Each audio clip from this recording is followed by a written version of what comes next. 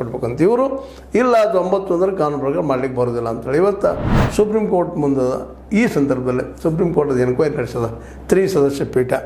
ಆ ಪೀಠದಲ್ಲೇ ವಿಶೇಷವಾಗಿ ನಮ್ಮ ನ್ಯಾಯಮೂರ್ತಿ ಯಾರಪ್ಪ ಅಂತಂದ್ರೆ ಮುಖ್ಯ ನ್ಯಾಯಮೂರ್ತಿ ಸಂಜೀವ್ ಖನ್ನಾ, ನ್ಯಾಯಮೂರ್ತಿ ಸಂಜಯ್ ಕುಮಾರ್ ಮತ್ತು KV ವಿಶ್ವನಾಥನ್ ಇವರಿದ್ದಂಥವ್ರು 3 ಸದಸ್ಯ ಪೀಠ ಇದ್ದ ಈಗ ವಿಚಾರಣೆ ತೆಗೆದುಕೊಂಡ ಒಂದು ನಿರ್ಣಯವನ್ನು ಹೇಳಿಬಿಟ್ಟದ. ಇಲ್ಲ ಮುಂದಿನ ನಿರ್ಣಯ ಅಂದರೆ ಡಿಸಿಷನ್ ಆಗುವವರೆಗೆ ಯಾವುದೇ ಅರ್ಜಿಗಳನ್ನು ಇತ್ಯರ್ಥಪಡಿಸುವ ಹಾಗಿಲ್ಲ, ಮಧ್ಯಂತರ ಆದೇಶ ಕೊಡೋ ಹಾಗಿಲ್ಲ, ಸರ್ವೆಗಳಿಗೆ ಆದೇಶ ಕೊಡೋ ಹಾಗಿಲ್ಲ.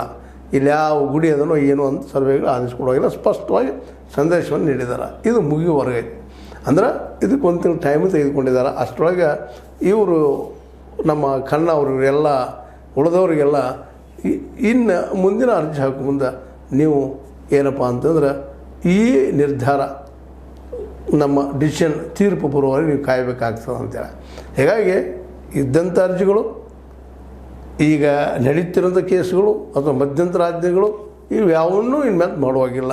ಹೀಗಾಗಿ ಯಥಾಸ್ಥಿತಿ 91ರಲ್ಲಿ ಹೇಗಿತ್ತು ಅದೇ ರೀತಿಯಾದ ಯಥಾಸ್ಥಿತಿ ಬರುವಂಥದ್ದು. ಈಗಾಗಲೇ ಅರ್ಜಿಗಳನ್ನು ವಿಶೇಷವಾಗಿ ನಿಮಗೆ ಗೊತ್ತದ ವಾರಣಾಸಿ ಜ್ಞಾನವ್ಯಾಪಿ ಆಗಿರ್ಬೋದು, ಅದಕ್ಕಾಗಿ ಮಸೀದಿ ಕೆಳಗೆ ದೇವಾಲಯದ ಅನ್ನುವಂಥ ವಾದ ಆಗಿರ್ಬೋದು, ಮಥುರಾದ ಶಾಹಿ ಈದ್ಗಾ ಮಸೀದಿ, ಸಂಬಲ್ನ ಶಾಹಿ ಜಾಮಾ ಮಸೀದಿ, ಇಂಥ 10 ಪ್ರಕರಣಗಳಿಗೆ ಸದ್ಯ ಅಗ್ದಿ ಮೇನ್ ಮಸೀದಿಗಳ ಬಾಜುಗಿದ್ದ ದೇವಾಲಯಗಳ ಬಗ್ಗೆ ಅಥವಾ ಕೆಳಗೆ ದೇವಾಲಯದ ಅನ್ನೋದ್ರ ಬಗ್ಗೆ ಜೋರ್ದಾರಾಗಿ ಚರ್ಚೆ ನಡೀತಾ ಇದೆ.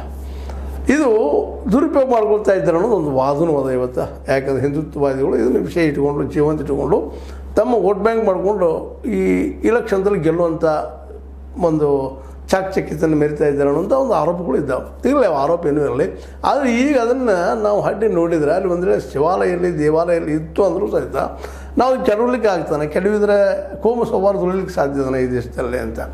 ಯಾಕಂದ್ರೆ ಈ ಘಟನೆಗಳ ಮೇಲ್ಮೇಲೆ ಆಗೋದ್ರಿಂದ ಮಾನಸಿಕ ನೆಮ್ಮದಿ ಅಭಿವೃದ್ಧಿ ಈ ದೇಶದ್ದು ಸಾಧ್ಯನೇ ಇಲ್ಲ.